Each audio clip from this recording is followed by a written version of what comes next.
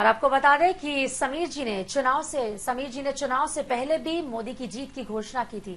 आइए आपको दिखाते हैं इसकी एक झलक।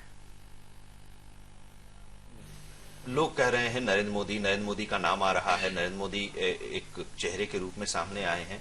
कई परेशानियां हो रही हैं, लेकिन बावजूद उसके वो बाहर निकल जा रहे हैं। तो क्या है? देखिए, उनके कुंडली में अभी जो दशा चल रही है, तुला लग्न में उनका जन्म, वृश्चिक राशि में जन्म है मोदी। और कुंडली के दौरान चुनाव जो होगा उसमें कुंडली में उनके चंद्रमा में राहु और इसके अंदर बुध की दशा अंतर प्रत्यांतर लगे, साथ में शनि के साढ़े साथी।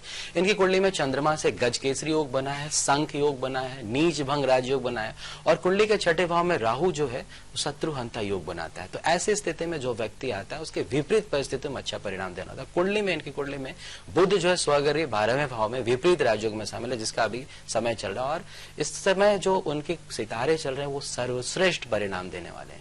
3 बार वो चुनाव पीछे जीत चुके हैं और लोकसभा में इस बार जो है उनकी पार्टी ने उन्हें प्रधानमंत्री पद घोषित कर दिया है। और ऐसा लगता है, सूर्य की दशा चल रही है देश की कुंडली में, इनकी कुंडली में चंद्रमा की अंतरदशा महादशा चल रही है। सूर्य और चंद्रमा एक दूसरे के पूरक होते हैं। इनकी कुंडली में साढ़े साथी चल रही है, देश की कुंडली में शनि कड़िया चल रही है। बहुत हद तक सिमिलर पोजीशन है।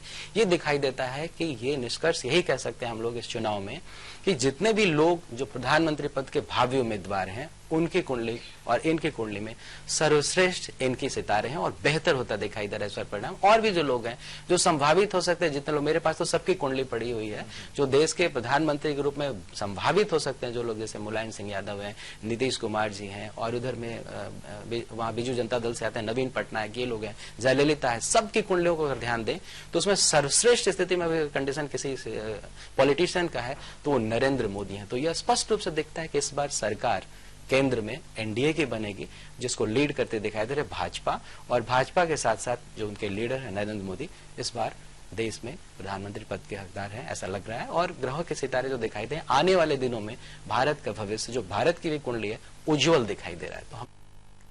तो समय बिहार झारखंड पे ही चुनाव से पहले कार्यक्रम चला था, जिसमें समीर जी ने साफ तौर पर कहा था कि भावी प्रधानमंत्री के रूप में नरेंद्र मोदी सामने आएंगे और जीत एनडीए की होगी।